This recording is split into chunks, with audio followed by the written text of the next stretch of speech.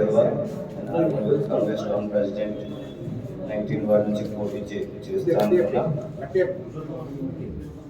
Ticket ఇస్తా అని చెప్పి మోసం చేసిన వినయాలు. సర్వే రిపోర్ట్ కూడా నాకే వచ్చింది. 70% ప్లస్ వచ్చింది. వచ్చిన 3-4 డేస్ నుంచి సర్వే ఎట్లుంటే అట్లా ఇస్తా అని లాస్ట్కి 10% వచ్చినోడికి ఇచ్చిండు. అక్కడ మహాలక్ష్మి కాలనీలో కూడా ఉన్నాడు. మాటపల్లి లైన్ హైదరాబాద్లోని మాటపల్లిలో నివాసం ఉంటే ఇక్కడి నుంచి పోటీ చేస్తే వాటికి ఇవ్వడం జరిగింది. ఇది కరెక్ట్ కాదు. ఉన్నది కాబట్టి కదా మేము కొట్లాడినా. 2 years నుంచి బాగా తిప్పుకొని ఇస్తా చెయ్యి అని చెప్పేసి అన్నాడు. ఆఫీస్ కూడా ఓపెన్ చేసిన 19 జగదీష్ కాలనీలో. కొంచెం దీనికి సురేష్ రెడ్డి సార్ కూడా నాకేమన్నారు, నగేష్ అన్న కూడా నాకేమన్నారు. లాస్ట్కి ఈయన ఓకే అని లాస్ట్ మూమెంట్లో 1 minute ఇచ్చేసింది మార్కెట్కి. Thank you.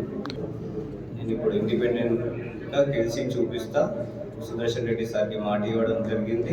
గెలిచి టికెట్ గిఫ్ట్ ఇస్తా సార్ అని చెప్పేసి నగేష్ అన్నకు కూడా థ్యాంక్ యూ.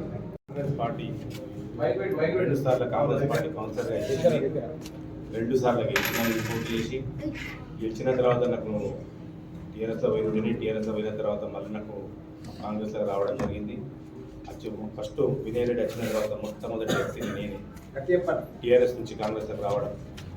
ఆ నమ్మకంతో నేను 2వ వార్డుగా నేను ఎస్టీ రిజర్వేషన్ అని నేను నామినేషన్ చేస్తున్నాను. నాకు టికెట్ వస్తుందని. నాకు అన్యాయం జరిగింది వినయ్ రెడ్డి ద్వారానే. సర్వేల ద్వారా కాదు, ఈ డబ్బుల ద్వారా డబ్బులతో కూడుకున్న సర్వే ఇది. మేము ఇన్ని సంవత్సరాల నుంచి కాంగ్రెస్ పార్టీలో ఉండడానికి ఇదేనా? వినయ్ రెడ్డి కబడ్దార్. మేమ్స్లో ఇండిపెండెంట్ అందరం గెలిచి మేమ్స్లో మున్సిపల్ చైర్మన్ ఎన్నుకుంటాం.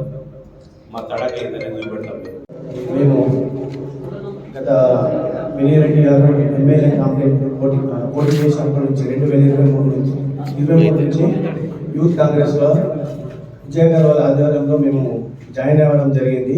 ఆయన చెప్పడం వల్లనే మేము యూత్ని వినయ్ రెడ్డితో కలిసి ఇంత ఇంప్లిమెంట్ చేసుకుంటూ వచ్చినాము. గ్రౌండ్ లెవెల్లో ఇంత చేసుకుంటూ వచ్చినాము. ఇప్పుడు మున్సిపల్ ఎలక్షన్లో భాగంగా నా మిత్రుడు విజయ్కి 19వ వార్డుకి ఖచ్చితంగా టికెట్ ఇస్తా అని చెప్పేసి నమ్మించి ఇప్పటి వరకు ఆయన డబ్బులకు అమ్ముడు పోయాడో లేదా మరి కమ్యూనిటీ చూసుకొని ఇచ్చారో తెలియదు. సర్వే ప్రకారం నిలబడ్డ వాళ్ళు చాలా మంది ఉన్నారు.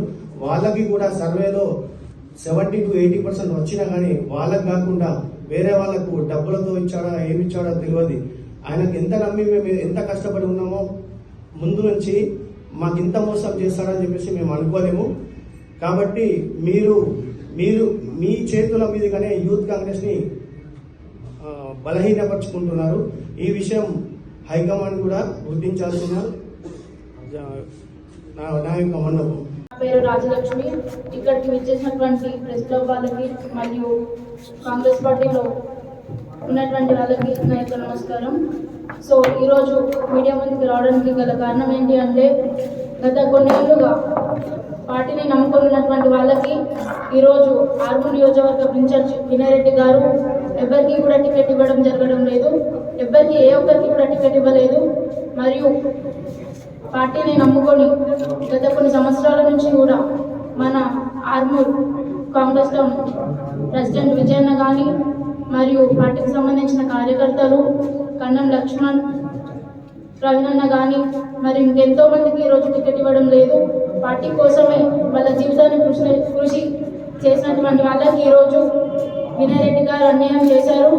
మరియు ఇతర పార్టీల నుంచి ఈ కాంగ్రెస్ పార్టీలోకి కొత్తగా వచ్చిన వాళ్ళకి టికెట్ ఇచ్చారు. మరియు మాకు కూడా సమాధానం కావాలి. మాకెందుకు టికెట్ ఇవ్వలేదు, మేమేం చేశాము, మరి గత కొన్నేళ్లుగా మీతోటే ఉండి నమ్మకంగా ఉన్నాం కదా. ఇతర పార్టీ వాళ్ళు కూడా మమ్మల్ని పిలిచినా కూడా మేము ఏ రోజు కూడా వెళ్ళలేము కదా. మిమ్మల్ని నమ్ముకొని ఉన్నందుకు మాకు ఈరోజు బాగా న్యాయం చేశారు. ఖబర్దార్ వినయ్ అన్న, మీరు కనుక ఎవరెవరికైతే డబ్బులకి టికెట్ ఇచ్చారని మాకు బయట తెలిసింది. మీరు డబ్బులకి టికెట్ ఇవ్వలేదు, మేము సర్వే ప్రకారం టికెట్ ఇచ్చారని మీకు చెప్పారు కదా. ఆ సర్వే ప్రకారం టికెట్ ఇచ్చినప్పుడు ఆ ఎవరెవరికైతే సర్వేలో ఎంత పర్సెంటేజ్ వచ్చిందని చెప్పేసి అది మెన్షన్ చేయాలి కదా. మరి మీరు మీడియా ముఖంగా ఎందుకు రాలేదు, ఎందుకు చూపించలేదు? అన్ని పార్టీల వాళ్ళు చూపించారు కదా, మీరెందుకు చూపించలేదు? గల కారణాలు ఏంటి? ఈరోజు కూడా నేను 3 రోజుల క్రితం మహేష్ అన్న గారికి కూడా కాల్ చేయడం జరిగింది. అన్నగారు కూడా సర్వే ప్రకారం ఇస్తామని చెప్పారు. మరియు విజయన్న కానీ, లక్ష్మణన్న కానీ, ప్రవీణ్ అన్న కానీ ఇంకెందరో వ్యక్తులకి కూడా ఆ పార్టీ అన్యాయం చేయడం జరిగింది. దీనికి గల కారణాలు ఏంటో మీరు కూడా మీడియా ముఖంగా వచ్చి తెలియజేయాలని కోరుకుంటున్నాను. మరియు ఇప్పటికీ కూడా మేము ఒకటే చెప్తున్నాం, ఇండిపెండెంట్గా పోటీ చేసినా కానీ పార్టీకి వ్యతిరేకం కాదు, ఎవరికి వ్యతిరేకం కాదు, మేము మరి గెలిచి చూపిస్తాం. కాబట్టి వినయన్న ఇంకొకసారి కనుక పార్టీని నమ్ముకున్న వాళ్ళకి ఎక్కడ అన్యాయం జరుగుతుందని తెలిస్తే ఇక్కడ ఎవరెవరికైతే అన్యాయం జరిగిందో వాళ్ళందరూ వచ్చి మేము ఇక్కడ మాట్లాడతాం. మేము ఇండిపెండెంట్గా గెలిచి చూపిస్తాం. గెలిచినాక కూడా మీరు మాకు ఏదైతే ఓటమి చూపించారో దానికి మా గెలుపుతోనే మీకు సమాధానం చెప్తాం. మరియు ఈ ఎలక్షన్స్ ముగిసిన తర్వాత దీన్ని రేవంత్ రెడ్డి గారి దృష్టికి కూడా తీసుకెళ్తాం.